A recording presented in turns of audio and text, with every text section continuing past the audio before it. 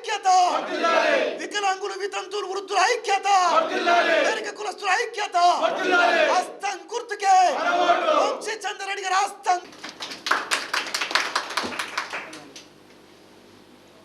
చల్లా వంశీ చంద్రరెడ్డికి హస్తం గుర్తుకి ఓటేయాలని మేము ప్రచారం చేస్తున్నాం.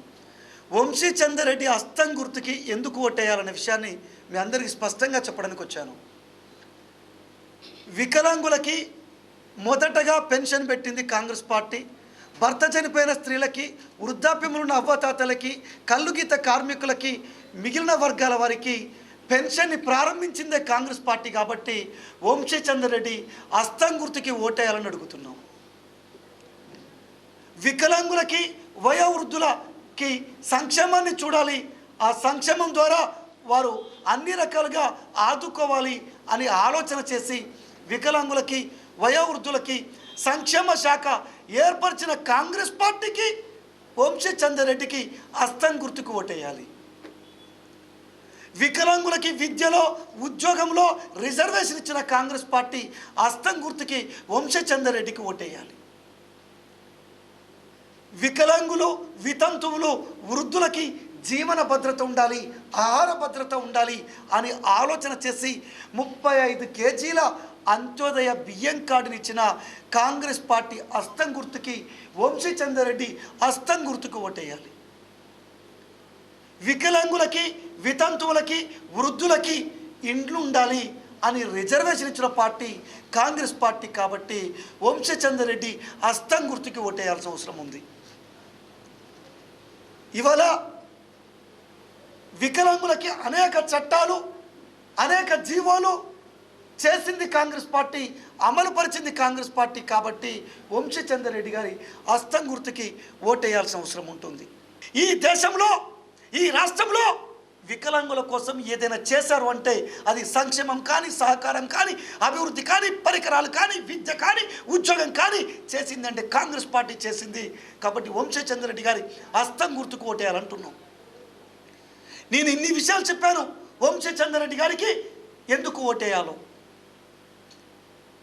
బీఆర్ఎస్కి, కేసీఆర్కి ఎందుకు ఓటేయకూడదో చెప్తాను.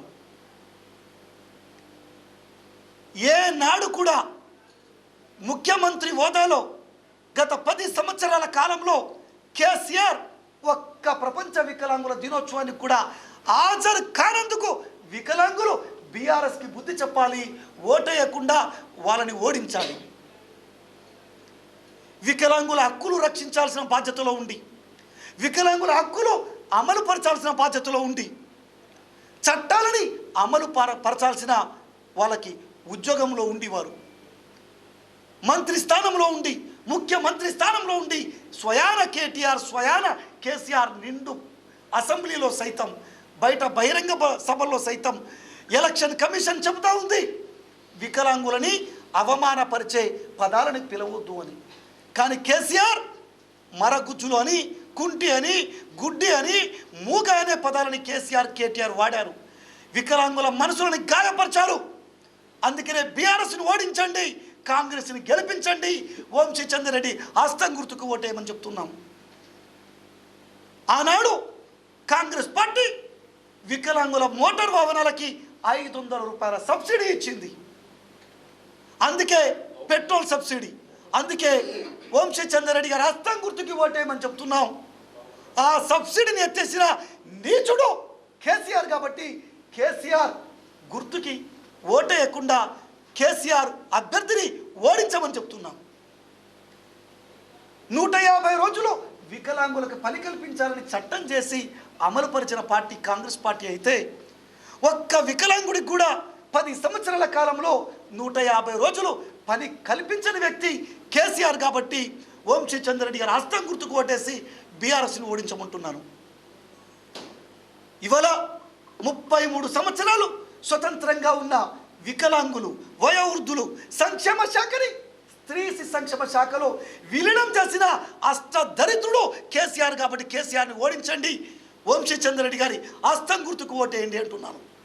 ప్రభుత్వం ఏర్పడిన తర్వాత ముఖ్యమంత్రి రేవంత్ రెడ్డి గారు ప్రమాణ స్వీకారం చేసిన నిమిషాల్లో వ్యవధిలో వికలాంగ సోదరి రజనికి ఉద్యోగం ఇచ్చారు. అలా వికలాంగులకి ఆత్మబంధువులుగా ముఖ్యమంత్రి గారు కాంగ్రెస్ పార్టీ అయింది కాబట్టి హస్తం గుర్తుకు ఓటేయాలి, వంశచంద్రరెడ్డి గారికి ఓటేయాలని చెప్తున్నాను. అమ్మ నువ్వు అడుగుతున్నావు బీజేపీ అభ్యర్థికి ఓటేయాలని. ఎందుకు ఓటేయాలి బీజేపీ అభ్యర్థికి? నీ బీజేపీ మేనిఫెస్టో చూసావా? పేజీ నెంబర్ 59, 61, 60 చూసావా? మోదీ గారు ఈ ప్రపంచంలో ఎక్కువ ఫోటో సోకుంటుంది ఆయనకి. వికలాంగ సోదరి 2 చేతులు కూడా లేవు, ఒక పారా అథ్లెట్ బొమ్మ ఫోటో ఉంటుంది. ఆ ఫోటో మీద మోదీ నెత్తిన చేయి పెట్టిన ఫోటో కనపడుతుంది. నేను అనుకున్నాను ఆ పేజీ మొత్తం వికలాంగ క్రీడల గురించి ఉంది, మహిళా వికలాంగ క్రీడల గురించి ఉంది అని. కానీ ఒక్కటంటే ఒక్కటి కూడా అందులో సంక్షేమం గురించి కానీ వికలాంగ క్రీడల గురించి కానీ లేదు. నాకు అప్పుడు అర్థమైంది వికలాంగుల సంక్షేమం మీద మోదీ భస్మాసుర హస్తం మోపారు అని. డికే అరుణ గారు చెప్పండి, మీరు మీ బీజేపీకి వికలాంగులు ఎందుకు ఓటేయాలి? అందుకనే మహబూబ్నగర్ పార్లమెంట్లో ఉన్న వికలాంగులందరికీ కూడా విజ్ఞప్తి చేస్తున్నాను, బీజేపీని చిత్తుగా ఓడించండి. ఒక్క వికలాంగుడు కూడా బీజేపీకి ఓటేయొద్దు. మరికొన్ని ద్రోహాలు బీజేపీ చేసినవి కూడా చెప్తాను. నేషనల్ ట్రస్ట్కి చైర్మన్ నియమించకుండా వికలాంగులను అవమానించింది బీజేపీ పార్టీ. అందుకు డీకే అరుణని ఓడించాల్సిన అవసరం ఉంది. వికలాంగుల యాక్ట్కి దేశవ్యాప్తంగా యాక్ట్ కమిషనర్ అని నియమించని కారణంగా బీజేపీ అభ్యర్థి డీకే అరుణను ఓడించాలి, వంశీచంద్రరెడ్డి హస్తం గుర్తుకు ఓటేయాలి. ఇవాళ ఎంత దుర్మార్గంగా మాట్లాడుతూ ఉన్నారు. నేను పెట్టలేదా బొట్టు? నేను అనట్లేదా జై శ్రీరామ్ అని? 100,000 సంవత్సరాల సంది సీతారాముల కళ్యాణం జరగట్లేదా? 100,000 సంవత్సరాల సంది హిందువులు ముస్లింలు కలిసి ఉండట్లేదా? మత ప్రాతిపదికన ఓట్లు అడుగుతారా? దేశాన్ని విచ్ఛిన్నం చేయడానికి ప్రయత్నం చేస్తున్న పార్టీ బీజేపీ పార్టీ. బీజేపీ గెలిస్తే బీసీలని, ఎస్సీలని, ఎస్టీలని, వికలాంగులని రిజర్వేషన్లు ఎత్తేస్తుంది. అనగారిన జీవితాలని ఆగం చేస్తుంది. బడుగు బలహీన వర్గాల సంక్షేమం మేర గొడ్డలు మప్పుతుంది. కాబట్టి మిత్రులారా, బీసీ కులస్తులారా, ముక్త కంఠంగా బీజేపీ అభ్యర్థిని ఓడించండి, కాంగ్రెస్ పార్టీ అభ్యర్థిని గెలిపించండి. ఇక నా పెరక కులస్తుల గురించి ఒక ముక్క చెప్తాను. మహబూబ్నగర్ పార్లమెంటులో పెరక కులస్తులు అందరూ కూడా ముక్త కంఠంగా కాంగ్రెస్ పార్టీ అభ్యర్థి వంశీచంద్రరెడ్డి గారి హస్తం గుర్తుకు ఓటేయండి. పెరిక కులానికి 70-80 సంవత్సరాలుగా ఎలాంటి సంక్షేమం జరగట్లేదు.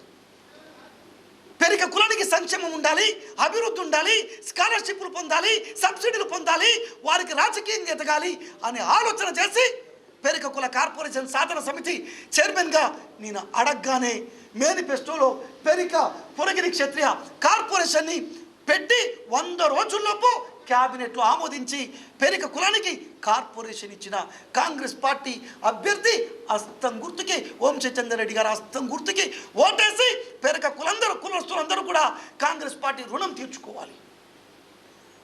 కాబట్టి మిత్రులారా, ఇవాళ కాంగ్రెస్ పార్టీ అభ్యర్థి హస్తం గుర్తుకి అందరూ ముక్తకంఠంగా ఓటేయాలని ప్రార్థిస్తూ జై